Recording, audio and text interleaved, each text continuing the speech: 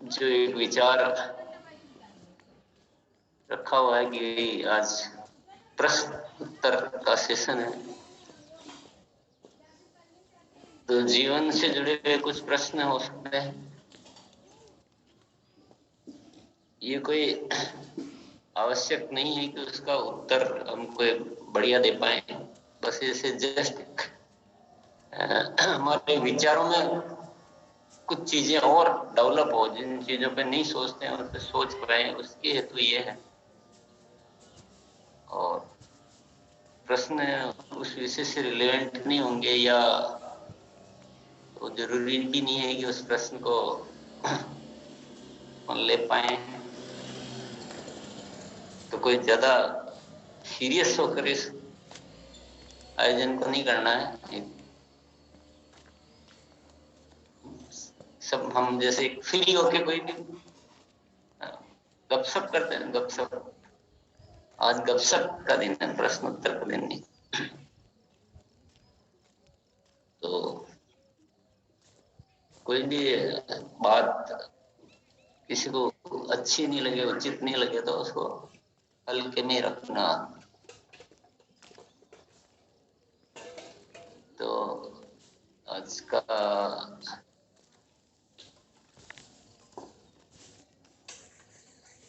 कौन लेंगे? Mona Lisa? Yes sir.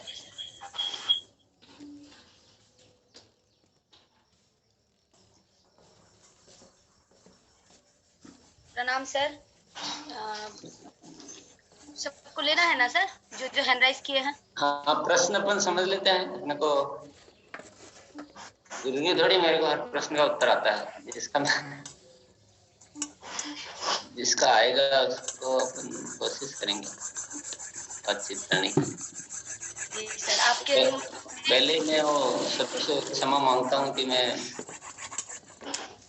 ये कोई विशेषज्ञ आंसर नहीं होने वाले हैं यहाँ, क्योंकि जैसे अपन एक बातचीत है, हो सकता है उसके बाद हमारी कुछ सोचना शुरुआत हो और कुछ आप लोगों में से कोई अच्छा उत्तर निकाल पाए। तो जस्ट ऐसे एक गपशप कर रहे हैं, ये पहले मैं स्पष्ट कर चुका हूँ। तो हाँ, एक बार एक साथी का प्रश्न लेंगे, फिर बात करेंगे, फिर नेक्स्ट प्रश्न लेंगे। जी सर, आपके अनुमति से आपको पहले शत शत प्रणाम। पहले हम लेना चाहेंगे इंद्रनाथ सर। आइए सर।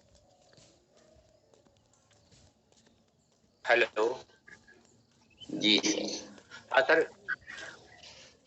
ये सुनहरा 2 घंटा सुबह का सर बहुत ही शानदार है, इससे बढ़िया कुछ नहीं हो सकता है। और सर मेरा प्रश्न है कि मैं चाह करके भी क्रोध नहीं, उस पर कमांड नहीं कर पाता हूँ, उस पर थोड़ा सा बताएं सर। जी, सार्वजनिक प्रश्न पूछ लिया आपने। जी। क्रोध पे कमांड तो देखो, आप क्या कोई भी नहीं कर पाता है। पूरा का पूरा क्रोध एक ही दिन में चला जाएगा, ये तो शायद बहुत मुश्किल वाली बात है। पर कुछ उपाय हम ऐसे कर सकते हैं कि धीरे धीरे हमारा क्रोध जो है कम होता जाए। पहले छोटी चीजों पे आना बंद होगा, बड़ी चीजों पे आना कम होगा, और धीरे धीरे जब उस स्थिति का आनंद आपको आने लग जाएगा, तो धीरे धीरे क्रोध बहुत सारा कम हो जाएगा। ये मैंने व्यक्तिगत भी अनुभव किया है। तो जी सर। उपाय क्या है? उपाय है कि क्रोध आता क्यों है, उस कारण को थोड़ा सा समझें, अपनी चेतना में लाएं कि क्रोध क्यों आता है। क्रोध कोई भी ऐसी घटना बात होती है जो हमारी सोच के अनुसार नहीं होती। जैसे हमने एक माइंड में फ्रेम कर रखा है कि सामने वाला ऐसा व्यवहार करेगा, ये घटना ऐसे घटित होगी। हम कुछ एक्सपेक्टेशन लेके, जैसे हम किसी से बात करें तो हम चाहते हैं कि वो हमारी अच्छाई करे, हमारी तारीफ करे।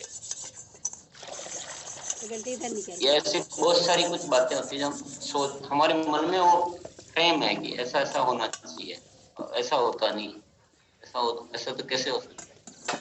हमेशा ऐसा होता नहीं है। तो जैसे ही नहीं होता है तो हमारा अंदर से एकदम विद्रोह उठता है, आवेश उठता है। तो हमें क्रोध पे कोई काम नहीं करना है, क्रोध को भूल जाओ। हमें एक चीज पे काम करना है कि जो भी होता है उसको स्वीकार भाव लाना। अपने से पहले से जो फ्रेम करते हैं ना, उस चीज को थोड़ा सा रोकना है। जो भी हो रहा है, ये अस्तित्व में जो भी हो रहा है वो सब अच्छा है, ऐसा एक स्वीकार भाव लाना। तो वो धीरे धीरे जैसे आता जाएगा वैसे वैसे क्रोध कम होता जाएगा। फिर भी आ जाता है, ऐसा करने के बाद भी मान लो थोड़ा बहुत आता है, तो एक दूसरी आदत और अपन डेवलप करें, इसको थोड़ा रोकना सीखें। क्या क्रोध तो आ रहा है, पर मैं उसको थोड़ी देर के लिए अभी कर लूंगा, एक पल बाद कर लूंगा, थोड़ा उसको देखता हूँ। तो तीसरा, आप एक वैज्ञानिक बन जाए, अनुसंधान करता। यार क्रोध आता तो होता क्या शरीर में, ये थोड़ा एक बार इसको भी तो समझे। तो आप अपने थोड़ी श्वासों पे ध्यान दें, थोड़ा अपना बॉडी की जो ब्लड सर्कुलेशन है उस पर ध्यान दें, उन चीजों को समझे। कि हम बहुत सारी खोजें करते रहते हैं, ये भी खोज करेंगे क्रोध आता तो बॉडी में आखिर क्या होता है। तो वो जो अपनी ब्लड की जो वे वो होती है, नसें, वो फूल रही है, श्वास तेज हो रही है, गर्म हो रही है बॉडी, थोड़ा उसको चेक करने की अभ्यास डालें। तो ये 2-3 चीजें करें कि हर चीज को स्वीकार करना, अच्छा ही देखना। जिन चीजों को अच्छी होते हुए भी हम अच्छा ही नहीं देख पाते हैं, तो उनको अच्छा ही देखना शुरू करें, थोड़ा सा होल्ड करना शुरू करें, और थोड़ा सा एक वैज्ञानिक के रूप में वो अनुसंधान करें कि क्रोध के साथ क्या होता है। तो ये सब चीजें करेंगे तो धीरे धीरे जिस दिन आपको ऐसा, जब जिस स्थिति में बहुत क्रोध आ जाता था, और उसमें भी जब क्रोध नहीं आएगा तो आपको इतना आनंद आएगा कि उस आनंद में इतने डूब जाएंगे कि फिर आप देखेंगे यार क्या अपने इतना टाइम जो है इस व्यर्थ की चीज में बर्बाद कर दिया, और आपको वो आनंद इतना प्रवेश कर जाएगा कि फिर क्रोध धीरे धीरे समाप्त होने लगेगा। बहुत बढ़िया सर, बहुत बहुत थोड़ा धन्यवाद। अभ्यास निरंतर करना पड़ेगा, याद रखना पड़ेगा, तो बिल्कुल होगा और मजा आएगा, खूब मजा आएगा जी। धन्यवाद, बहुत बहुत धन्यवाद सर। तो डॉक्टर हम लोगों के साथ हैं, तो पहले ले लेते हैं डॉक्टर आर.एस. सिंह सर। आज तस्वीर बहुत अच्छी लगा रखी है सर। मेरा व्यक्तिगत सर क्वेश्चन है कि क्योंकि मेरे फादर 95 में एक्सपायर कर गए, और मैंने जो भी निर्णय लिया अपने जीवन में, जिसको भी मैंने अपने दिल से किया, लेकिन वो कभी कभी हमारे साथ नहीं आया। जबकि मैंने खुल करके साथ दिया तो हमें उलझन बना रहता है कि आखिर हमसे कहाँ भूल हुआ कि वो आदमी मेरे साथ नहीं है जबकि मैंने दिल से साथ दिया। यही सर मेरा क्वेश्चन है।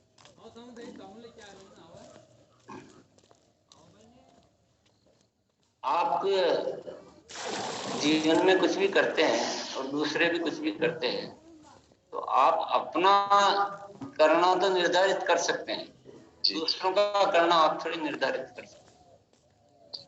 दूसरे क्या कर रहे हैं उससे कुछ भी हमको परेशान नहीं होना है, हमें अपना क्या करना है वो निर्धारित करना है, उसमें और क्या ठीक कर सकते हैं वो दिमाग लगाना। धन्यवाद। फिर अपना मकान बनाएंगे वो अपनी इच्छा से बनाएंगे, उनकी डिजाइन का बनाएंगे, आप बनाएंगे आपकी डिजाइन का बनाएंगे। तो सबका अपना अपना स्वभाव होता है, सबके अपनी अपनी आत्मा की यात्रा होती है।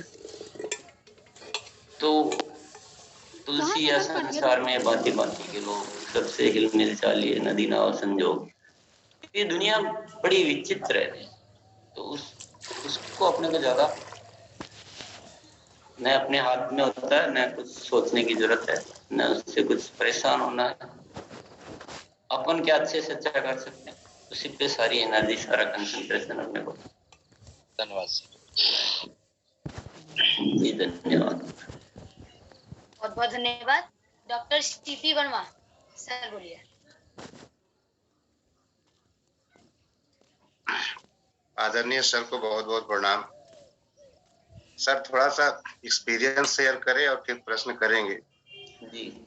कल नेशनल लीगल सर्विसेज डे था और कल ऑनरेबल कोर्ट के साथ हम लोग बैठे थे और एक वर्कशॉप चल रहा था, वो भी सबसे बिजी प्लेस जो हावड़ा स्टेशन है वहाँ पब्लिक प्रोग्राम होता नहीं है, लेकिन हम लोगों का प्रोग्राम होता है।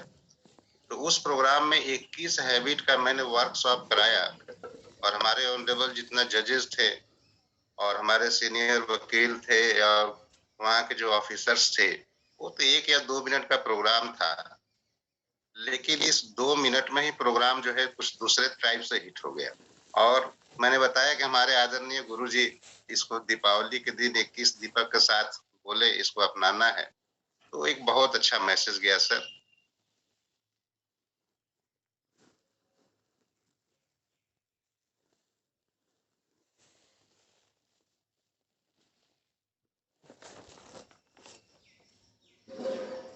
ये क्षेत्र में बने सर, क्योंकि ये ठीक हम समझ नहीं पाए।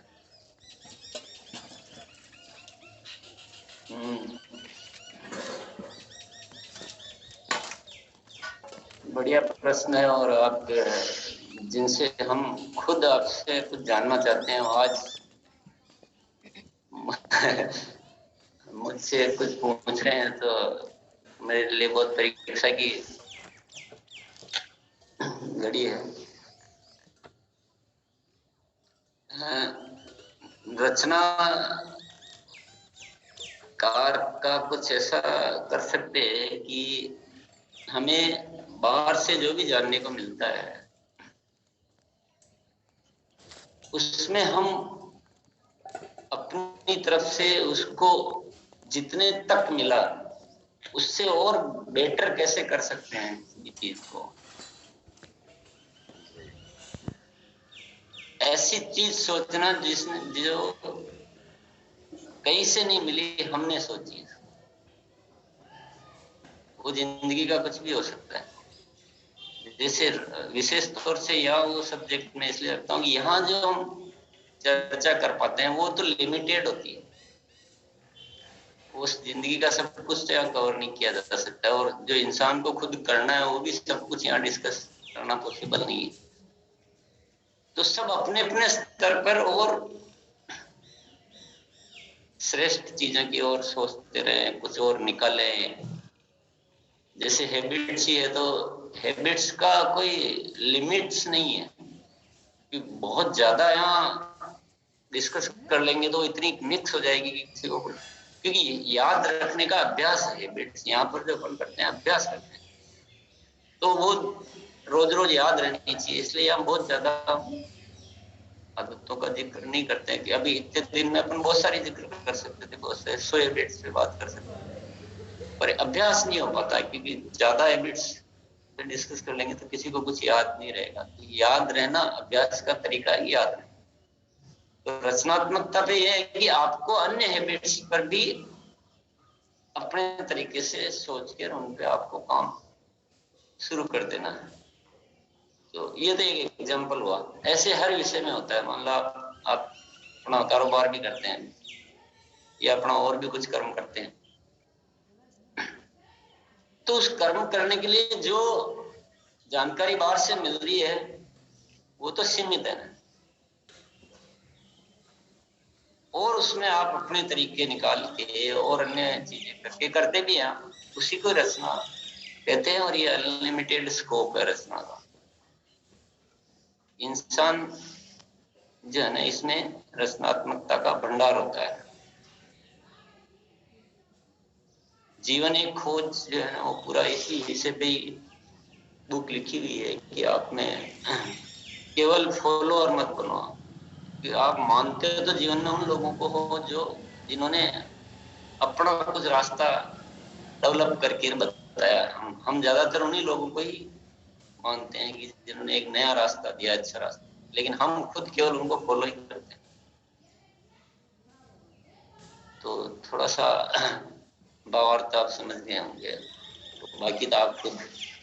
और एक और अच्छी बात रही कि प्रकाश जी कल बताए कि एक रिसर्च आया कि इन दिनों मोबाइल की वजह से जो ज्यादा से ज्यादा परेशानियां हुई, खास करके बेडरूम में मोबाइल को रखना, और केसेस ज्यादा, डाइवोर्स के केसेस 300% बढ़ गए। और इन बातों को जब कोर्ट के सामने कल रखे तो कोर्ट दंग थी, बोले कि सर ये पक्का खबर है, आप तो चाहते हैं कि लोगों को न्याय मिले, तो जब तक अंदर की चेंजेस न हो तब तक बात बनती नहीं है। और इसी क्रम में कोर्ट और आप और हम सब लोग चाहते तो हैं कि हम लोग सुखी रहें, ये विचारणीय विषय है, किया जाए। तो सर और भी बहुत से लोग बात करेंगे, बहुत बात करने का इच्छा है, लेकिन सभी लोगों से बात किया जाए। और ये जो रचयिता वाली बात है सर, क्रिएटर वाली है, इस पे हम देख रहे हैं बहुत सी तरह की बातें हैं, लेकिन वास्तव में हम लोगों का जीवन जितना लोगों के सहयोग में बितावें, जितना सेवा कर सके, यही काम परमात्मा ने दिया है, ऐसा मुझे लगता है। आप खुद एक बहुत अच्छे रचयिता हैं, जब भी तो आप बहुत सारे नए नए तरीके इस्तेमाल, आपने टूथपेस्ट के ऊपर हैबिट्स लिखने का एक आइडिया है निकाला। अगर आप केवल फॉलो ही करना सीखते तो आप क्या कहते यार बताया ही नहीं, तो आपका कुछ आइडिया ही नहीं आ रहा। ये छोटा एग्जांपल है, पर ऐसे हर बड़ी से बड़ी चीज के बारे में सोचा जा सकता है, पूरे विश्व को ठीक करने के बारे में भी सोचा जा सकता है, उस दिशा में कुछ किया जा सकता है। जी बहुत बहुत धन्यवाद। हालांकि ये मेरा भी मन का प्रश्न था। बहुत बहुत थैंक यू सर। हम लास्ट में यही प्रश्न पूछने वाले थे, हो गया मेरा भी। अच्छा, पर्ल देव सर आइए। जी बहुत बहुत धन्यवाद। जय आरसीएम।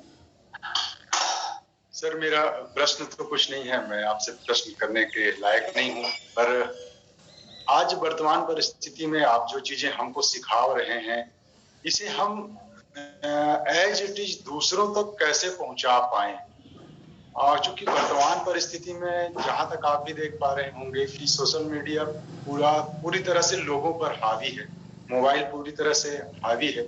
कुछ प्रश्नों के उत्तर तो बात करते करते मिल गया है आपसे, पर इन परिस्थितियों में लोगों का ध्यान आकर्षण इन सब जैसे आप 6 बजे का जो सेशन है, इस पर कैसे लोगों को हम अटेंड करवाने की ज्यादा से ज्यादा कोशिश करें। फिर ये विचार जो आपसे हम पाते हैं, इसको लोगों तक एज इट इज कैसे पहुंचाएं। शायद मैं अपनी बात आप तक पहुंचा पाया हूँ। नहीं, बिल्कुल पहुंच रही है आपकी बात। आपकी बात सुन के मैं भी तो थोड़ा सा पहले सोचता हूँ, इसलिए मैं थोड़ा सा तुरंत नहीं बोलता हूँ। पर पहले तो मैं मोनालिसा ने जो बात की ना, ये प्रश्न मेरा भी था। आज प्रश्न उत्तर रखी इसीलिए रहे हैं कि कोई भी प्रश्न किसी एक का नहीं होता है। जैसे सबसे पहले क्रोध वाला आया तो वो सभी का प्रश्न था, रचनात्मकता वाला आया वो सभी का प्रश्न था। देवदत्त भैया ने पूछा कि इस बात को कैसे पहुंचाएं, ये भी सभी का प्रश्न है, ये सबका प्रश्न है, ये मेरे से लेकर A to Z का प्रश्न है। जब भी कोई अच्छी बात हमें मिलती है तो हमारी बहुत इच्छा होती है कि इस अच्छी, जब कुछ ऐसी चीज हमारे पास आती है ना जिसको बांटने की इच्छा नहीं होती है, तो वो बहुत अच्छी बात, अच्छी चीज नहीं होती है, या ठीक है नॉर्मल हो सकती है। पर जब बांटने की इच्छा होती है, इसका मतलब कोई बहुत अच्छी चीज हमें मिलती है तो बांटने की इच्छा होती है। तो ये सभी का प्रश्न होता है कि कैसे। इसमें यही है कि आप रचनात्मक बने, हूबहू पहुंचाने का बात मत सोचें आप, और इससे बेटर पहुंचाने की सोचें। छोटे से प्रयोग करते रहे लाइफ में। लाइफ तो है एक्सपेरिमेंट्स के लिए मिली है, ये जीवन मिलता है इसीलिए है कि हमें कुछ प्रयोग करके जाए जीवन में। तो कुछ भी प्रयोग करें, पहले परिवार के साथ करें, तो मित्रों के साथ करें, अपने 5-10 मित्र तो रोज एक 10 मिनट की मुलाकात करेंगे, ऐसा कुछ प्रयोग करें। सफल असफल की चिंता छोड़े, तरह तरह के प्रयोग हैं, वो सारे प्रयोग। रचनात्मकता का मतलब होता है आप अपने दिमाग से। बाकी ये सबकी ये प्रश्न सबके दिमाग में है कि हम जिस बात को सब तक पहुंचाना चाहते हैं, कई लोगों को बोलते हैं तो सुनता, मतलब हमारी बात को ग्रहण तो 100 में से 1 ही करता है। अभी जैसे आज 626 साथी, 627 साथी हमारे यहाँ, पर इस कार्यक्रम का मैसेज तो अपन कितने को कर चुके होंगे, लाख से ज्यादा को कर चुके होंगे। और आप सब भी सबको कह रहे हैं, मैं भी सबको कहता रहता हूँ, तो ये ऐसे ही होता है। और थोड़ा सा हमें कोई रचनात्मकता लानी है और कुछ दिमाग लगाना है कि हम ज्यादा से ज्यादा साथियों तक कैसे बात पहुंचाएं, तो करते रहो पुरुषार्थ करने के लिए लोग हमें मौका देते हैं कि नहीं आप थोड़ा और अपने आप को थोड़ा विकसित करो, तब हम आपकी बात सुनना शुरू करें। उनका इनडायरेक्ट मैसेज ये होता है।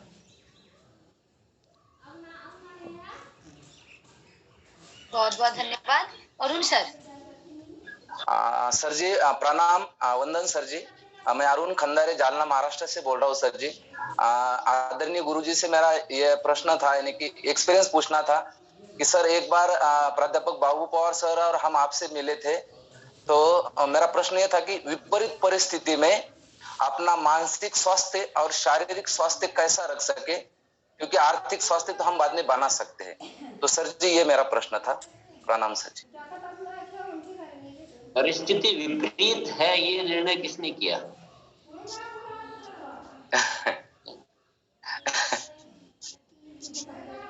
कभी आर्थिक परिस्थिति ये तो हमने मान लिया ना कि ये परिस्थिति विपरीत है, उसी को मानना है कि अनुकूल है। ओके सर जी, ओके। मन ने माना तो विपरीत हो गई, मन ने माना तो अनुकूल हो गई। रिकॉर्ड होता है तो समुद्र में तूफान आ रहा है, हमने मान लिया कि विपरीत है, पर किसी को उत्सुकता क्या तूफान देखना है, बहुत मजा आता है, इसके लिए अनुकूल हो गया। जी। तो ये तो मान्यता की बात है, परिस्थितियां तो जो है तो परिस्थिति को विपरीत मानना ही नहीं, परिस्थिति को अनुकूल मानना। जी सर, जी सर, जी sir. Thank you sir, thank you.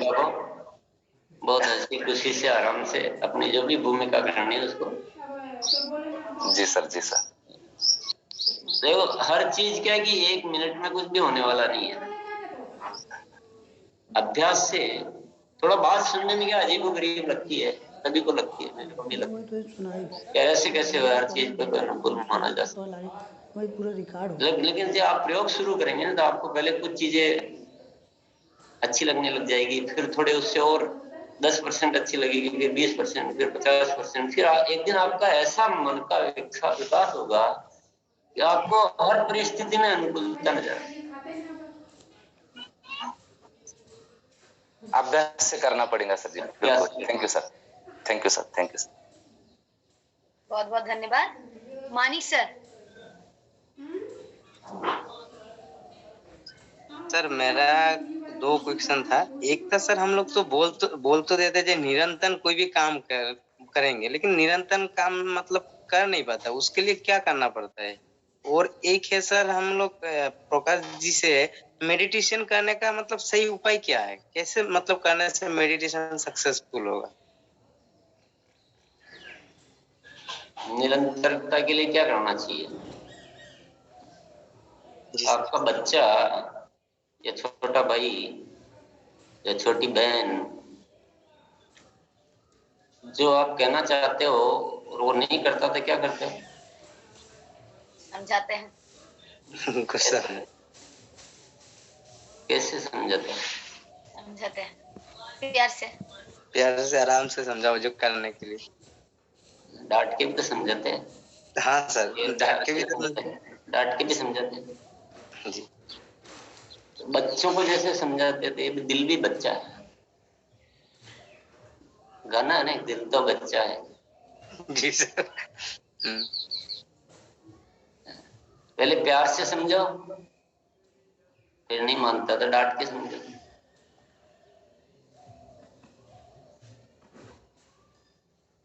और एक मेडिटेशन का सर, मेडिटेशन प्रकाश भाई से भी है, जो मेडिटेशन करने का सही उपाय क्या है?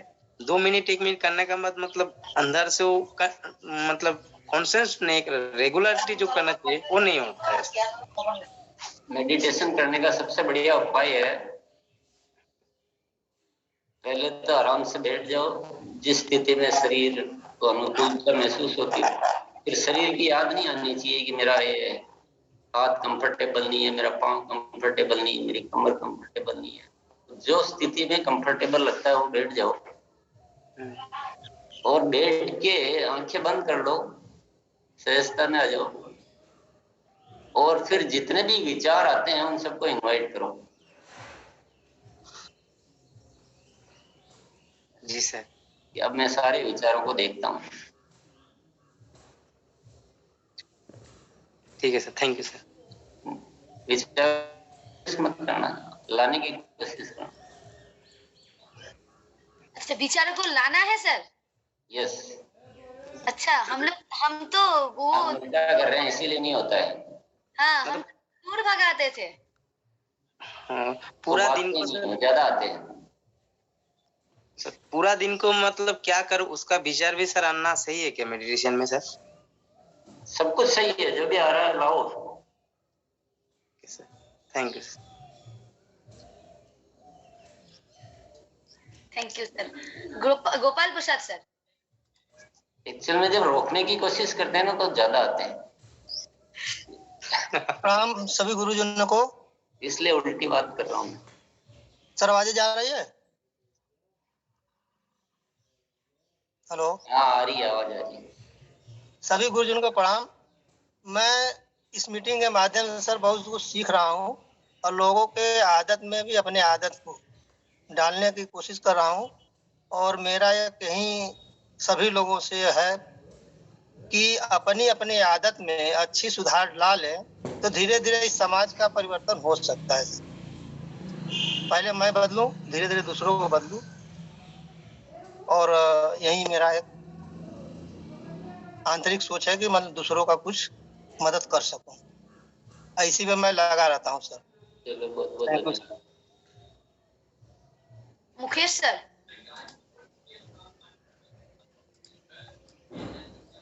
बोलिए सर। मुकेश सर बोलिए। हाँ गुरुदेव के चरणों में कोटि कोटि नमन। मैं सेल्फ मुकेश कुमार बैठा छपरा बिहार से हैं। सर मेरा कोई सवाल जवाब नहीं है, कोई एक ऐसा नहीं है कि दिल का भाव है जो कि मैं सर के बीच में रखना चाहता हूँ। मैं पहले बहुत ज्यादा पूजा पाठ करता था, बहुत आस्था पे विश्वास रखता था, लेकिन कोई सफलता नहीं मिलता था। लेकिन जब मैं इस बिजनेस में आया, बहुत ज्यादा बीच बीच में फ्रस्ट्रेट हो जाता था। ऑफलाइन लोग बोलता था कि इनसे बात करो उनसे बात करो, फिर भी हमको सफलता नहीं मिलता था। लेकिन एक बार टीसी सर का जो एकेडमिक प्रोग्राम था भिलवाड़ा, मैंने गया था, वहां से जब आया लौट के, तो सर मैं आपसे सवाल नहीं कर रहा हूँ, ये दिल का भाव है, मैं आपके दिल में जाना चाहता हूँ कि आज मैं प्लान भी दिखाता हूँ फिर भी आप ही दिखते हैं। मैं घर में आता हूँ तो फिर भी आप ही दिखते हैं। मैं जहाँ भी जाता हूँ आप ही दिखते हैं। मैं कभी बिखरता हूँ तो आप ही संभालते हैं, जैसे कि कोई आकर अपने बच्चा को गोद में ले लेता है। तो मैं सर जानना चाहता हूँ कि जब रात को मैं कोई आपका वीडियो में नहीं देखता हूँ तो रात को नींद नहीं आता है, या फोटो नहीं देखता हूँ तो नींद नहीं आता है। मैं आज तक मैं ये बात कभी किसी को शेयर नहीं किया। मैं इस बिजनेस में बहुत सारे मेरे ऑफलाइन आज मेरे बीच में है। मैं हमारे श्री कृष्णा सर मुजफ्फरपुर से हैं, एक बार सर के लिए बहुत बहुत धन्यवाद, क्योंकि मैं सर भी मेरे से गुस्सा रहते थे कि मेरे से बात नहीं करते, लेकिन जब जब मैं कहीं आपको नाम ले लेता हूँ या हमेशा आपका पिक्चर मेरे सामने आता है, हर काम मेरा सर इस बिजनेस में हो जाता है, या कोई भी मेरा व्यक्तिगत काम हो जाता है। तो गुरुदेव आपके दिल में जाकर मैं ये भावपूर्ण मैं ये बात किया सर, इस पर थोड़ा सा आप हमें बताएं सर। इस प्रश्न का उत्तर मुझे कुछ आता नहीं है, पर हमारे जीवन का जो मुख्य लक्ष्य है ना, उससे नहीं चूकना अपने को। अगर उससे चूक जाएंगे और इधर उधर की चीजों में हम भटक जाएंगे ना, तो हमारा जीवन व्यस्त हो जाएगा।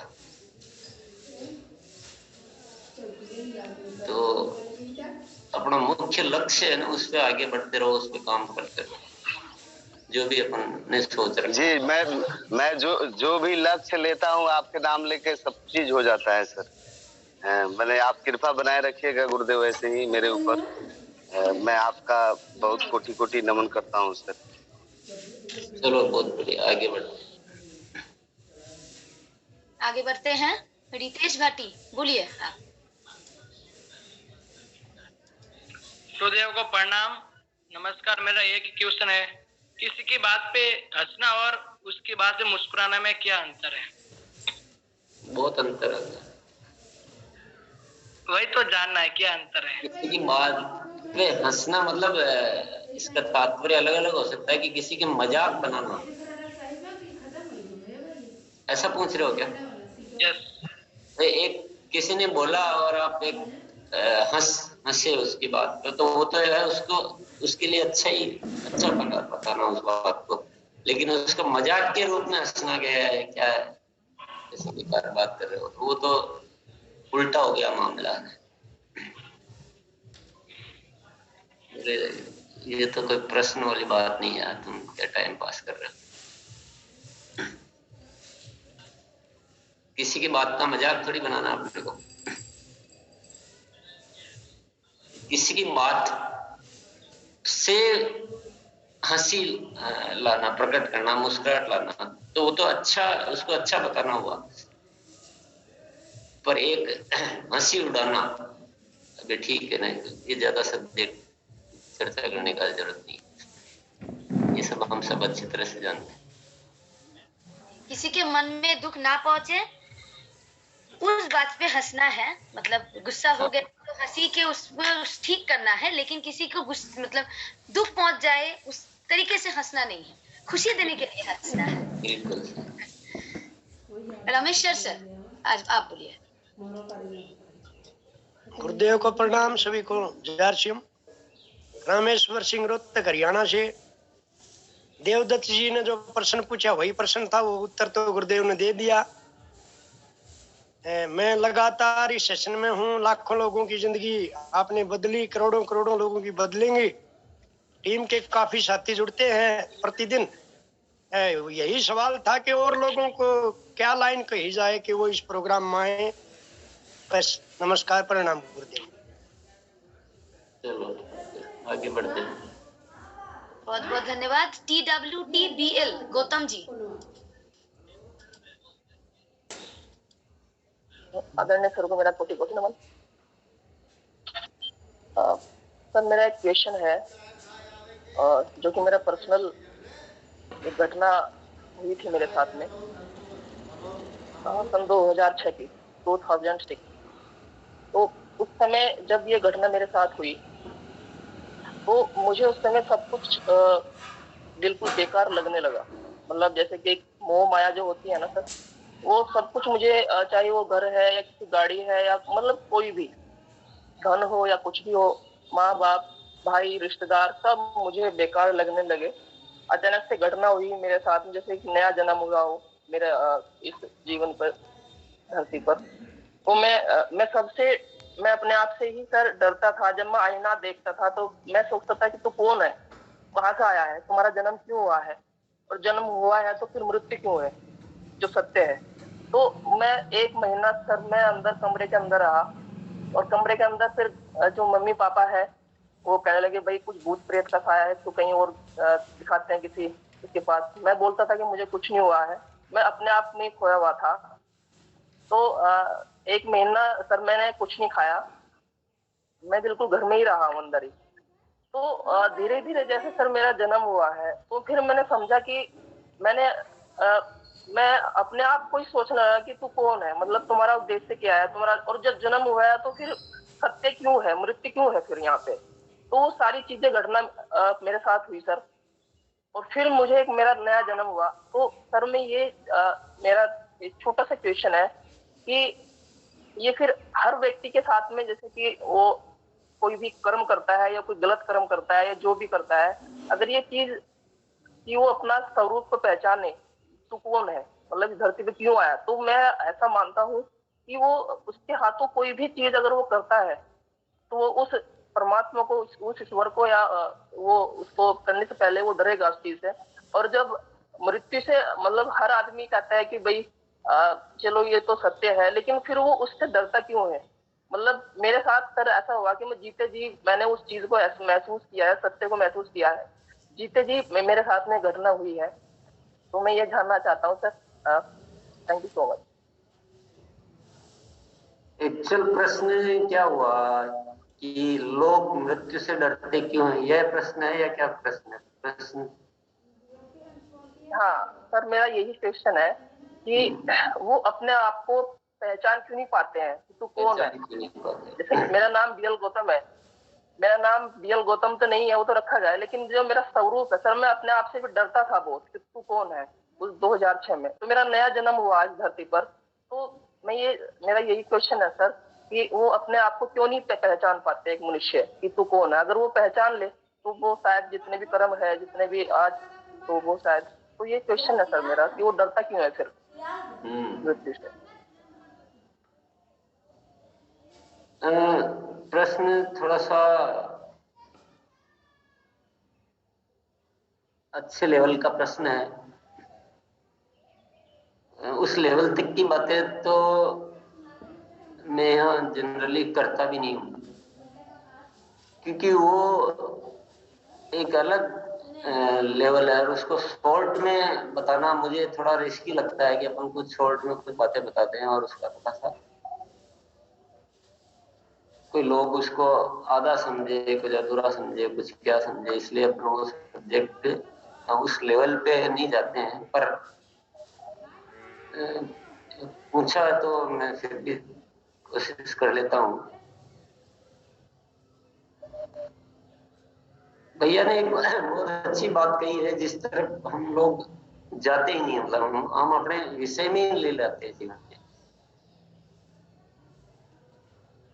कि हमारा सबका एक मेन प्रश्न ये है कि हम इस धरती पे आए क्यों हैं? जब मरना ही है तो फिर आए क्यों?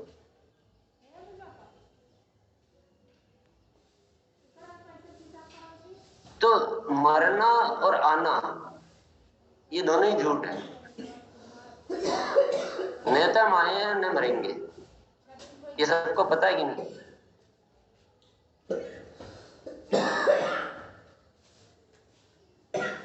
जिसको हम आत्मा कहते हैं, उसकी जर्नी है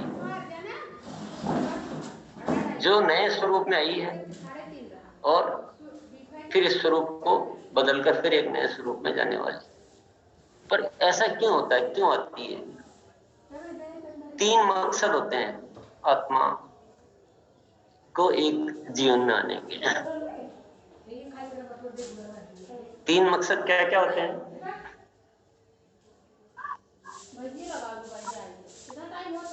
एक तो होता है सीखने के लिए, आत्मा सीखने के लिए आती है कि अब तक जितने जन्मों में जो भी सीखा है, अब एक नया जन्म लेके कुछ और बेहतरीन सीखना है, क्योंकि आत्मा हमेशा उन्नति करना चाहती है। अब हम वो आत्मबोध को भूल जाते हैं, वो एक अलग बात है। हम सब भूले हुए हैं, हम केवल जैसे भैया को एकदम जो विचार आ गया, नहीं थे माया मोह, माया है सारी। अब वो माया वाली जो बात कही उसमें भी मैं कहना चाहता, ये सब चीजें माया है, धन संपत्ति रिश्तेदार सब कुछ माया है।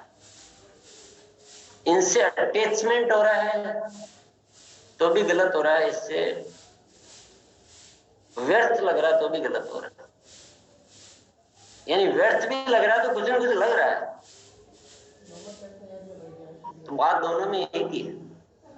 या तो क्या बंधन बंध गया तो भी गलत है, और कुछ नफरत हो गई तो भी गलत है, क्योंकि नफरत भी हुई तो कोई ना कोई अटैचमेंट भी हो।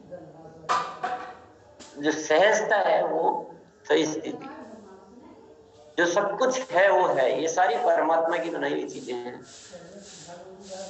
तो स्वीकार जो भी हो रहा है उस चीज का तो थोड़ा सा हमें ये अंडरस्टैंडिंग होनी चाहिए कि न तो विरोध में नहीं जाना ज्यादा, उसके लगाव में जाना कि उसके बंध गए, चिपक गए।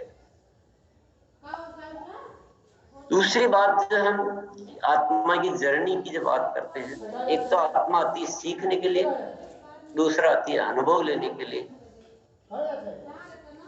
तीसरा आती है अपने कर्मों को काटने के लिए।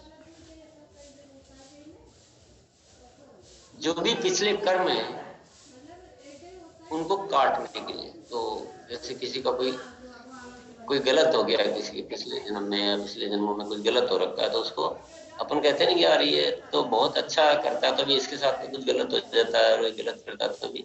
ये सब वो जो कर्जा होता है, एक तरह का तो कर्जा उतारना है। तो 3 पर्पज से आती है, सीखने के लिए, अनुभव लेने के लिए इस धरती का अस्तित्व का, और तीसरा कर्मों को काटने के लिए। अब जैसे ये समझ आती है ना, तो हमारा सब कुछ ठीक हो जाता है। सुनने से कुछ नहीं होगा, शब्द तक कुछ नहीं मामला। जैसे ही समझ आती जाएगी तो हमारा हमसे कुछ गलत करने की इच्छा ही नहीं आएगी, क्योंकि हम यहाँ आए जिस पर्पज से है, तो उस पर्पज हमारे लिए मुख्य है कि हम ये अनावश्यक चीजों में उलझते रहेंगे। तो शॉर्ट में मैं अभी इतना ही बात को लेऊंगा, और ये शॉर्ट में बात करने का विषय नहीं है, इसलिए अपन उस लेवल तक बातें यहाँ करते नहीं है। थोड़े से फिर क्या एक दूसरे से क्वेश्चन पैदा होते रहते हैं, थोड़ा सा एक अच्छा सा विषय है। और इसलिए भी नहीं करता हूँ कि पहले हम कुछ सीढ़ियां तो चढ़े,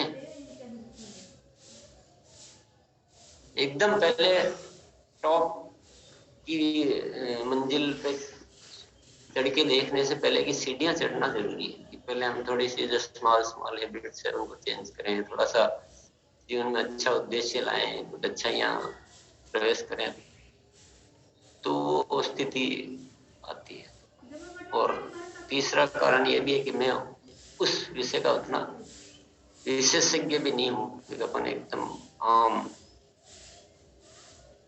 तो इसलिए भी वो सब्जेक्ट पे मैं बात नहीं करता हूँ। पर ये बिल्कुल सत्य है कि ये हमारी जर्नी है, न तो कुछ हम आए हैं न कुछ जाने वाले हैं। कुछ भी बुरा नहीं होने वाला है, मृत्यु में कोई बुराई नहीं है, बहुत अच्छी घटना है। हमारी परिवारजन की होती है तो भी कोई बुराई नहीं है, किसी की भी कोई होती है, कोई दिक्कत की कोई बात ही नहीं, क्योंकि कुछ होने वाला कुछ है नहीं, कुछ जाने वाला कुछ है नहीं। बुराई क्या है कि हम इस जीवन में आकर भी हम बजाय इसको बेटर करने की, इस आत्मा को हम फिर और नीचे गिराते जा रहे हैं। ये एक बुराई वाली बात है। पर अब क्या कि आत्मा भी अपने अपने टारगेट लेकर पैदा होती। कोई आता है इसीलिए कि मुझे उसका बदला लेना है, उसका कोई इलाज नहीं है। आता है इस जन्म में सोल की प्लानिंग होती है कि मैं उससे शादी करूंगा या शादी करूंगी और उसकी हत्या करूंगी, पर्पज यही होता है। तो ये अपनी अपनी आत्माओं की जर्नी है, लेकिन हम सबको क्या है, उसको बेटर बनाना चाहिए। ये 50 साल और 100 साल और 80 साल का ये तो एक छोटा सा पड़ाव है, और हर पड़ाव में हम उन्नत होते जाएंगे। तो जो एक दिन कहते हैं ना मोक्ष, तो मोक्ष के लिए हमें पहुंचने के लिए न जाने कितने जन्म हमें लेने पड़ेंगे। तो जितना हम अपने आप को उन्नत करते जाएंगे उतना उस स्थिति में हम जल्दी पहुंच पाएंगे। बहुत बहुत धन्यवाद। पवन सर। नमस्कार गुरुजी। मेरा सवाल सर ये है कि सफलता की परिभाषा क्या है?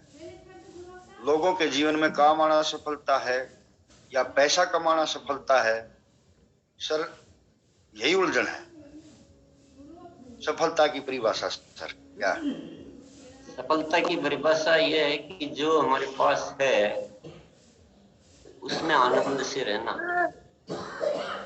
जी, ये सफलता की परिभाषा है।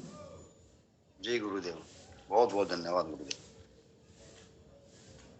है जिसमें आनंद से रहेंगे तो हमारे काम की जो है वो उन्नति होगी, हमारे विचारों की उन्नति होगी, हम हंसमुख रह पाएंगे, हम अच्छा स्वभाव बना पाएंगे, हम मतलब सब कुछ हमारा अच्छा होगा तो बाकी भी सब कुछ अच्छा ही होगा। जय गुरुदेव। नहीं तो क्या तृष्णा है, सफलता में तृष्णा सिखाई जाती है, लालच सिखाया जाता है, वो सफलता नहीं है। क्योंकि इस परिभाषा को कोई सुनना नहीं चाहता था, इस परिभाषा को कोई बोलना भी नहीं चाहता। ये परिभाषा बिकती नहीं है मार्केट।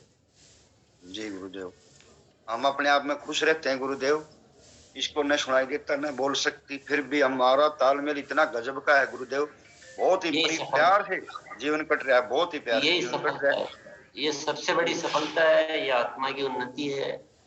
और ये बहुत अच्छे, और भी आप बहुत अच्छे रहो। आप लोगों को देखकर सबके मन में ये भावनाएं उमड़ती है। मैं मेरे अकेले की बात नहीं करता, आप लोगों को सभी लोग देखना चाहते हैं और सब अच्छा सोचते हैं कि देखो कितने अच्छे, कोई अच्छे। जी गुरुदेव, बहुत बहुत धन्यवाद गुरुदेव। धन्यवाद, बहुत बहुत धन्यवाद। पंकज सिंह फिर म्यूट हो गए। धन्यवाद मैडम, आपको गुरुदेव जी को प्रणाम। बड़े दिनों से इस सेशन की एक लालसा थी, क्योंकि भिलवाड़ा के बाद कभी ऐसा मौका मिला नहीं कि गुरुदेव का सानिध्य मिले। गुरुदेव, एक सबसे बड़ी बात यह है कि हम कई लोगों को मतलब कोई बिजनेस को लेकर नहीं, कोई भी बात बताते हैं, उन लोगों के दिमाग में रहता है कि सामने वाले को कैसे नीचे दिखाए, मतलब सिर्फ और सिर्फ बुराई। हम जानते हैं कि हम गलत नहीं है, फिर भी लोग उस बात को लगातार वो करते हैं और हमारी बुराई मतलब हमारे सामने को, ये नहीं खास कर जो अपने होते हैं। और उस समय मतलब अंदर आत्मा से आती है कि इनसे संबंध भी न खराब हो और इनकी सोच भी बदल जाए। कुछ परमात्मा ऐसा चमत्कार, क्योंकि आज की कविता मुझे हमेशा प्रेरित करती है, तुझे मिला जो मानव जीवन की कीमत उसकी तू पहचान। क्योंकि ये मतलब सुबह और शाम दो बार हमेशा मेरे जहन में, क्योंकि सोने से पहले और सुबह उठ के लोग प्राण गीत सुनते, तो मेरा एक शुरू से, क्योंकि ये मुझे पूरा दिन मोटिवेट करता है। अब तो आप खुद आने लगे हैं, प्रकाश जी आने लगे हैं, पूरा दिन एनर्जी भरा रहता है। लेकिन ये जो एक हमेशा कहीं ना कहीं अपने आप में मतलब तरह एक ऐसा कि हम ये देना भी चाहते हैं, सब कुछ होते हुए भी लोग गलत वो करते हैं, जबकि उनकी भलाई के लिए कर रहे हैं, कोई बिजनेस करने मतलब वो करके, तो आत्मा भी दुखी होती है। ये परमात्मा कहता है कि इनसे कभी भी संबंध परमात्मा खराब ना हो। इस सिचुएशन में क्या करेंगे गुरुदेव? ये भी एक सार्वजनिक प्रश्न है। थोड़ा सा हमें मनोविज्ञान को समझना होगा। जैसे कोई व्यक्ति मुझे बोले कि ये एक धार्मिक आयोजन है, बहुत ही जबरदस्त आयोजन है, ये है वो है वो है, तो अब मेरी उसमें रुचि नहीं है, तो सामने वाला समझ रहा है यार मैं तो इनको इतनी अच्छी बात बता रहा हूँ, इतने अच्छे बहुत मतलब लाखों लोग आते हैं, ये है वो है, और इतनी अच्छी बात बता रहा हूँ, ये सुनना ही नहीं चाह रहे। तो इसमें गलत कौन है, सही कौन है? स्थिति को समझना है, हर सामने वालों के मनोविज्ञान को समझना, पहली बात को उनकी रुचि को जानना बहुत जरूरी। कुछ भी बात करने से पहले हमको कोई सत्य पता है तो सबको वो सुनना चाहते हैं, ऐसा कोई जरूरी नहीं होता है, पहली चीज। दूसरी चीज, लोग बातों को नहीं सुनते, पहले स्टेटस देखते हैं सामने वाले का। तो अपना स्टेटस को थोड़ा सा धीरे धीरे हम उस तरह का बनाएं, हमारे व्यक्तित्व को या हमारी पहचान को, कि लोग हमारी बात को उतनी तवज्जो दें। बात भली होती हुई होगी, बात एक साधु कहेगा तो उसको सुनने वाले लाखों लोग आ जाएंगे। बात उसी बात को, भले उससे भी अच्छी बात को एक सामान्य व्यक्ति कहेंगे लोग हंसी उड़ाएंगे कि बस, तो स्टेटस को समझ आता हूँ। थोड़ा सा आपको, मैं वो नहीं कह रहा हूँ, मैं ये कह रहा हूँ कि थोड़ा मनोविज्ञान को समझिए, सामने वाली रुचि को समझने की कोशिश कीजिए, उसका मूड कैसा है उसको समझने की कोशिश, क्या सुनना चाहता है, अपना बताने की जाए, मेरे को क्या बताना है ये जानकारी से पहले वो क्या सुनना चाहता है ये जानकारी होना जरूरी है। थोड़ा धीरे धीरे इसमें अभ्यास कीजिए, थोड़ा एक्सरसाइज कीजिए, जबरदस्ती सुनाने से कोई फायदा नहीं।